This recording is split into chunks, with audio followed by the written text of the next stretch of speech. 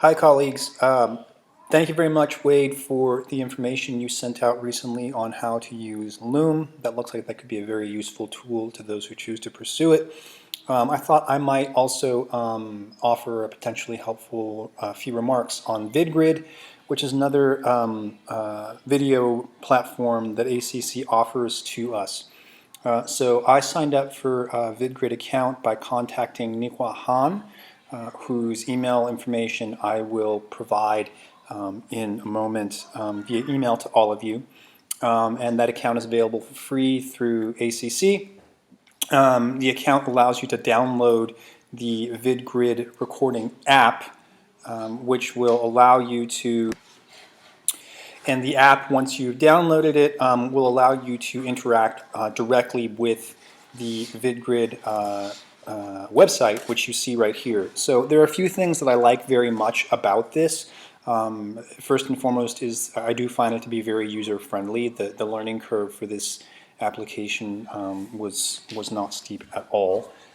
And so, hey, stop biting my thumb.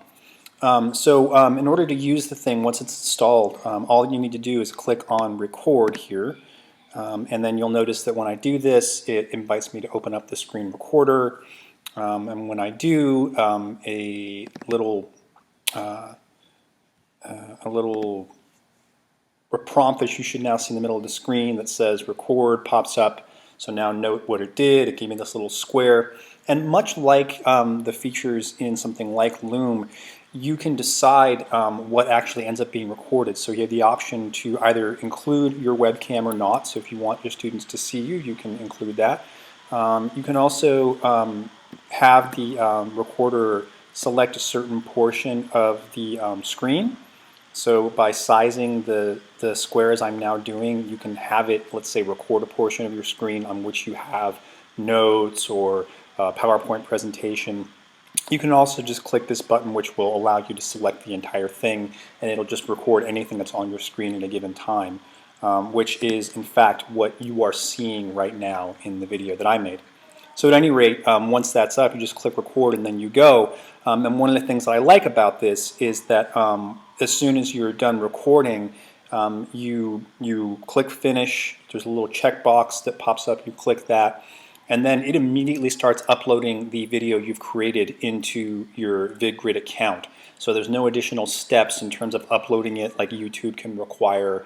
It just puts it right in, which is really nice. And what I also like is that the platform, once it's up, will allow you to create folders to organize your files. So you'll see here that I have some videos created for my ethics and intro courses and other things that I've done. VidGrid also offers free and very fast captioning services that are useful. YouTube, of course, can do this for you too, but VidGrid will allow you to do it. So just to demonstrate how that works, if I were to open up, let's say, a lecture from one of my courses, let's say a lecture on the divine command theory, I could open the thing up and request captions. And it will allow you to do this either using the machine captions, so it will kind of like robotically generate captions, and they're not hideously terrible so long as you have a well-recorded audio stream and you're talking clearly and articulating and all of that. It does a pretty good job. But you do have, via your account, 200 minutes of professional captioning available too. So there, a human will actually go and do the captioning for you.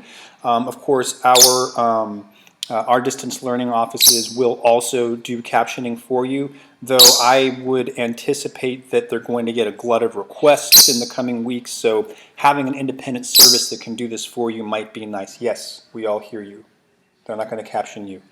And so you can have that available too. And what I found about the machine captioning is that once you request it, it's ready within 3 or 4 minutes. So one last thing I'd like to show you is that if you choose to share your video via something like Blackboard, you can do that either by embedding it, which is something that I like to do. I'll show you that in a moment. Or you can just copy a link and then you can email that to your students or what have you. So it's a very, very friendly, user-friendly way of sharing video content with your students. I'll show you really quickly how this works in terms of embedding, one thing that I like. So if I were to copy the embedded content, and then here I wanted to go and create something in Blackboard, which you now see, please. You can go, let's say, to create some kind of homework assignment or discussion, actually. In fact, I'll do this as a discussion because that's something that I like to do quite a lot. So if I were to create a discussion forum, which is one thing that I often do with my students with pre-recorded video, I'll call this the sample discussion. What I can do here is type up the instructions. So I'll say here is what I want you to talk about. Or I'd say, please watch this video first. And then you'll notice here in Blackboard that you can click on the HTML code view. And there, it's really just a simple matter of pasting that embed code that you just saw, that I copied from VidGrid. And when you save it in that way, from the student view, right, it'll just show it to the student. So this is what it'll actually look like as a discussion forum. So let me just pull this up. Should now see the thing in my list of discussions. Many discussions. There it is, right? So the students will actually see, here's what I want you to talk about, and then there's the video right there. So they don't need to go to another window or anything. It's just embedded right there for them.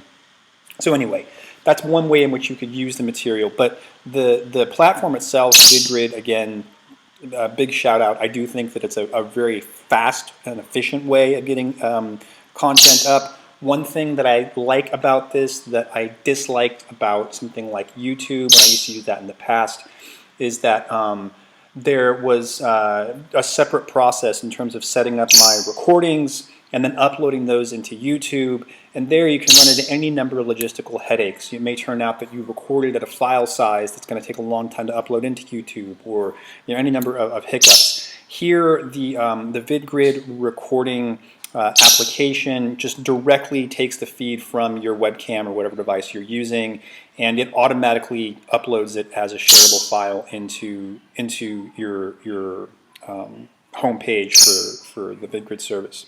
So real simple to use.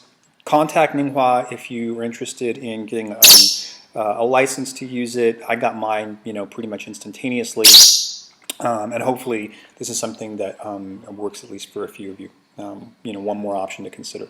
All right, good luck everyone.